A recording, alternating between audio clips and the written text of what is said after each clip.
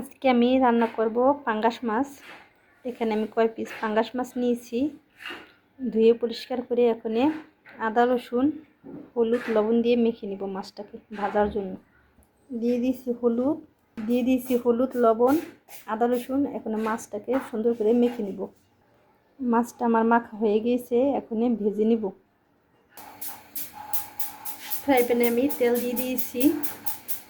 এমনিতে পাঙ্গাস মাছে খুব গন্ধ হয়, যেগুলা চাষের মাছ। এই মাছটা নদীর, এই মাছটা কেজি রেখেছে 400 টাকা করে কেজি। এমনিতে যে মাছগুলা ওর দাম খুবই কম, 150 টাকা এরকমই হবে, জানি না সঠিক। কিন্তু ওই মাছটিতে খুবই গন্ধ, খাওয়া যায় না। আর এই মাছটায় কোনো গন্ধ নেই, এই মাছটার ভিতরে কোনো গন্ধ নেই। মাছটা সাদা ছিল। আর এমনিতে মাছ, সাগরের মাছ, নদীর মাছ চেনার উপায় হয়েছে, যে মাছটা চাষের ওই মাছটা কালো রঙের থাকে, আর যে মাছটা নদীর ওই মাছটা পুরাটাই সাদা থাকে, হালকা একটু একটু লালসা লালসা ভাব থাকে উপরের দিকটা। আর এরকমই সাদা থাকে মাছটা। এই মাছটার ভিতরে কোনো রকম কোনো গন্ধ নেই, কারণ মাছটা নদীর। এই কারণে পাঙ্গাস মাছটা আমাদের বাসায় কেউ খায় না, শুধু আমি খাই আর আমার ছেলে খাই, দুজনেই খাই। তাই আমরা দুজনের জন্য আজকে পাঙ্গাস মাছটা আমি রান্না করে নিচ্ছি। মাছটা এখন ভেজে নেব।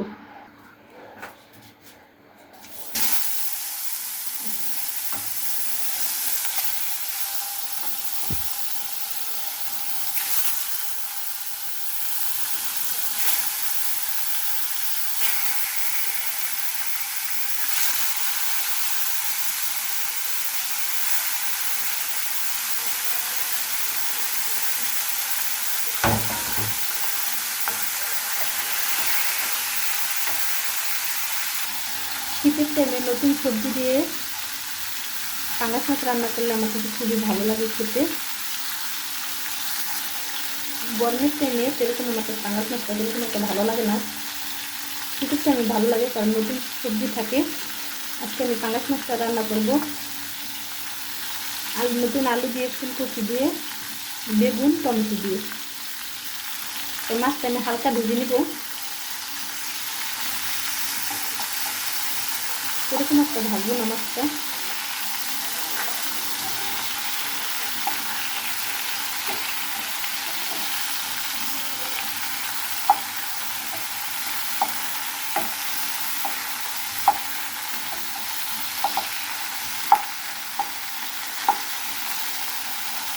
মাছটা আমার ভাজা হয়ে গিয়েছে, এখন নামিয়ে নিচ্ছি। মাছটা আমি এভাবে ভেজে নিয়েছি। এখানে মাছটার ভিতর দেওয়ার জন্য আমি একটা মশলা করে নিয়েছি। মাছটা যখন নামিয়ে নিব তখন এই মশলাটা দিব। মশলাটা এখন আমি পাটায় বেটে নিব। তেলের ভিতরে আমি দিয়ে দিয়েছি আস্ত একটু জিরা। এখন আমি দিয়ে দিচ্ছি পেঁয়াজ কুচি,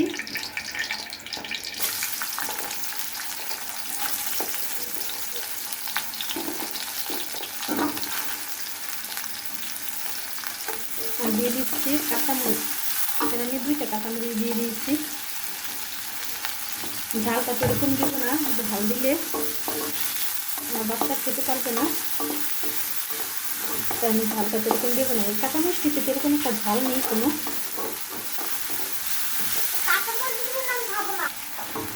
আমার চ্যানেলটি যদি ভালো লাগে তাহলে একটা সাবস্ক্রাইব করে দিবেন, যেন আমি পরবর্তী ভিডিওটা আপনাদের কাছে পৌঁছে দিতে পারি। তাই আমার চ্যানেলটা একটা সাবস্ক্রাইব করে দিবেন। অনেকে পাঙ্গাস মাছ পছন্দ করে না, কিন্তু পাঙ্গাস মাছটা আমার খুবই একটা পছন্দের একটা মাছ। কিন্তু তা নদীর মাছ, চাষের মাছ না, চাষের মাছ খাওয়া যায় না। এই মাছটা আমি খাইও না, কিন্তু নদীর পাঙ্গাস মাছটা আমার খুবই পছন্দ, ভালো লাগে খেতে। আমার ছেলে ও পাঙ্গাস মাছটা খায়, আমি রান্না করি যখন তখন। কিন্তু পেটির মাছটা খেতে পছন্দ করে। এমনিতে যে মাছটা থাকে ওই মাছটা অতটা পছন্দ না। পেটির মাছটা সবচেয়ে অতটা পছন্দ। যে কোনো মাছের পেটির মাছটাই ও পছন্দ করে।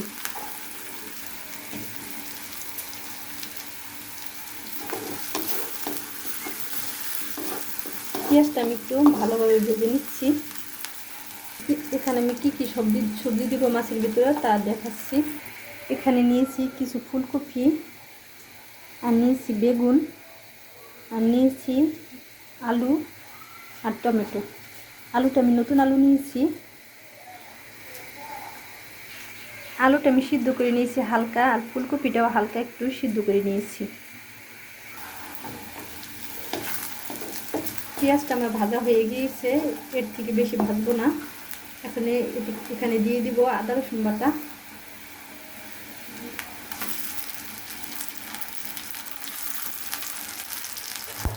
আর দিয়ে দিচ্ছি ধনিয়া জিরা বাটা।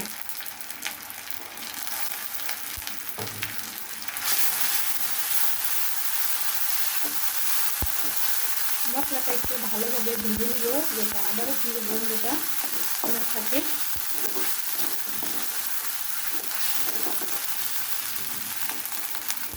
তেলটা আমি এর থেকে বেশি দেবো না, কারণ পাঙ্গাস মাছ থেকে এমনিতেই রান্না করলে তেল বের হয়।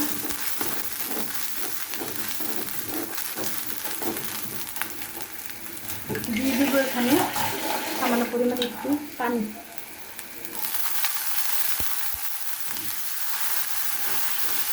এখন এখানে দিয়ে দিব হলুদের থাকি, সামান্য পরিমাণে একটু মরিচের থাকি।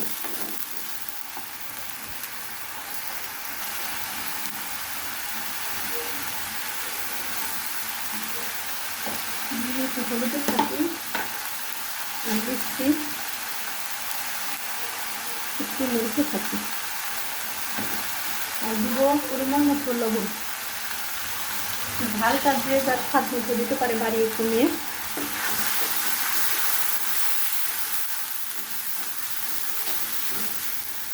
আর একটু পানি দিয়ে মশলাটা ভালোভাবে কষিয়ে নেব।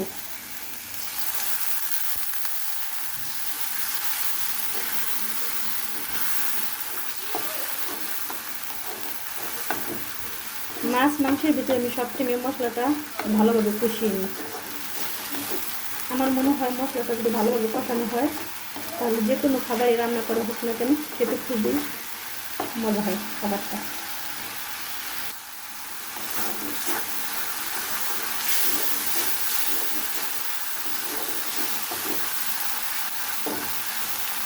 মশলাটা আমার কষানো হয়ে গেছে, মশলা থেকে একটা তেল বের হয়ে এসেছে, তাই এখন মশলাটা কষানো শেষ।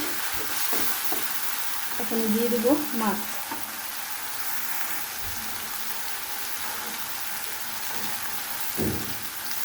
মাছটা দিয়ে দিয়েছি, আর দিয়ে দিয়েছি সামান্য পরিমাণ একটু পানি।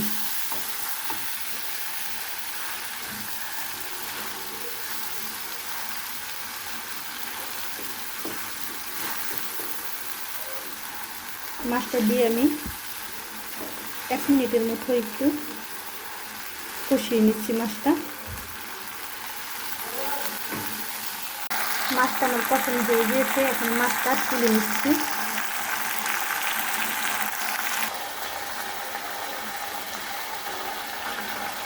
এখন দিয়ে দিব সবজি। প্রথমে দিয়ে দিচ্ছি এখানে আলু,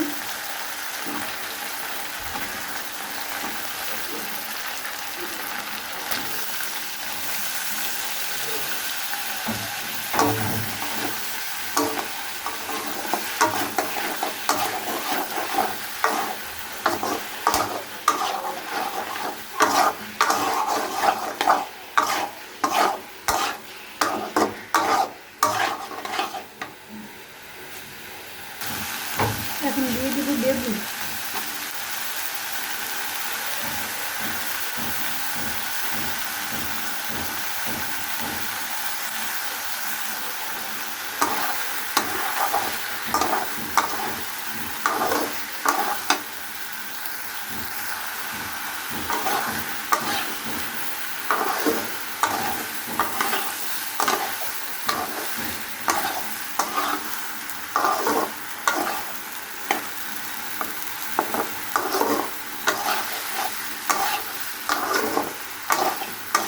সবজিটা আমি একটু ভালোভাবে কষিয়ে নিচ্ছি। আমি পাঙ্গাস মাছটা একটু কষিয়ে নিয়েছি, আমি পাঙ্গাস মাছটা একটু কষিয়ে নিয়েছি, কারণ মাছটা আমি একেবারে শেষের দিকে দেবো।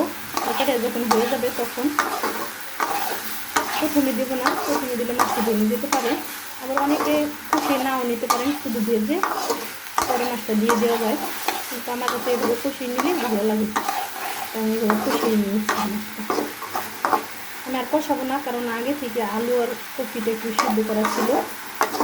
কষানো হয়ে গিয়েছে, এখন পানি দিয়ে দেবো। আমি এখানে গরম পানিটা দিয়ে দেবো। যদি ঠান্ডা পানি দিতে যাই তাহলে বেগুনটা সিদ্ধ হবে না, তাই এখন গরম পানিটা দিয়ে দিচ্ছি ঝোলের জন্য।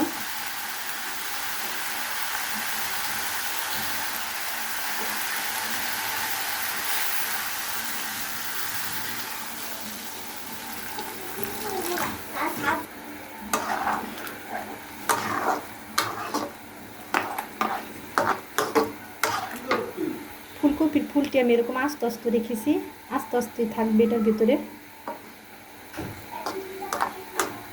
এখন ঢাকনাটা দিয়ে আমি ঢেকে দিব, আর টমেটোটা দিব আর পরে, এখন দিব না। এখানে আমি কিছু ধনিয়া পাতা কেটে নিব মাছের জন্য। ঢাকনাটা এখন আমি তুলে নিব। বেগুনটা আমার সিদ্ধ হয়ে গিয়েছে, এখানে দিয়ে দিব মাছ।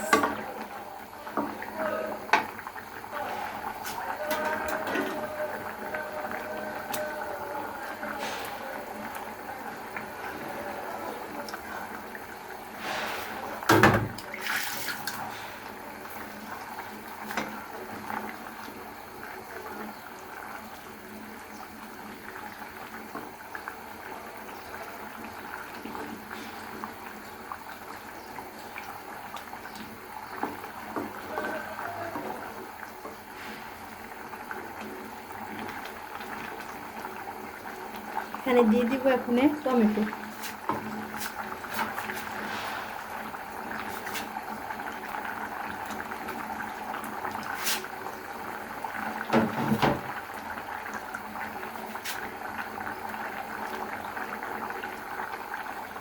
আর দিয়ে দিচ্ছি যে বেটে রাখছিলাম যে মশলাটা, ওই মশলাটা আমি একটু পানি দিয়ে গুলিয়ে নেব। মশলাটা এখন আমি মাছের ভিতরে দিয়ে দেব।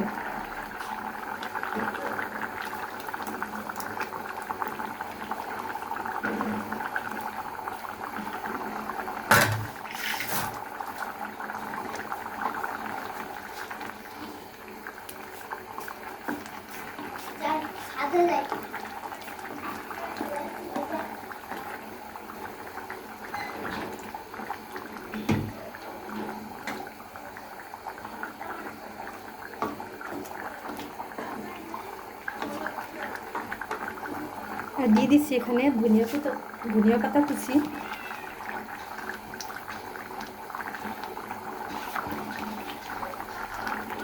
এখন ঢাকনাটা দিয়ে 2 মিনিটের জন্য ঢেকে রাখবো, তারপরে আমার মাছ রান্না হয়ে যাবে। ঢাকনাটা দিয়ে আমি ঢেকে দিয়েছি। এই মশলাটার ভিতরে দিয়েছি, মাছের ভিতরে যে মশলাটা দিয়েছি ওই মশলাটার ভিতরে দিয়েছি জিরা, রসুন আর পেঁয়াজ। বড় সাইজের একটা পেঁয়াজ দিয়েছি, আর 3 কোষ রসুন দিয়েছি, আর দিয়েছি 1 চামচের 1 চামচ জিরা, আর দিয়ে দিয়েছি একটা তেজপাতা। এসব দিয়ে আমি ভালোভাবে ভেজে নিয়েছি। ভাজা শেষে আমি পাটায় বেটে শেষের দিকে মাছটা যখন হয়ে যাবে তখন এই যে আমি দিয়ে দিয়েছি মশলাটা। ওখানে ঢাকনাটা তুলে নিব।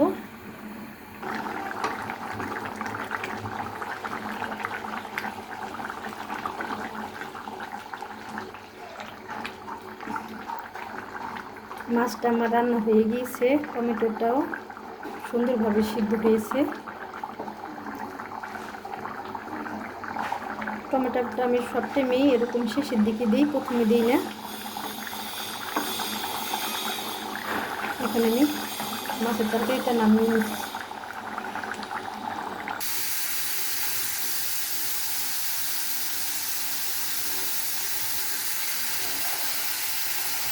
ফাইনালি আমার মাছ রান্নাটা এরকম হয়েছে।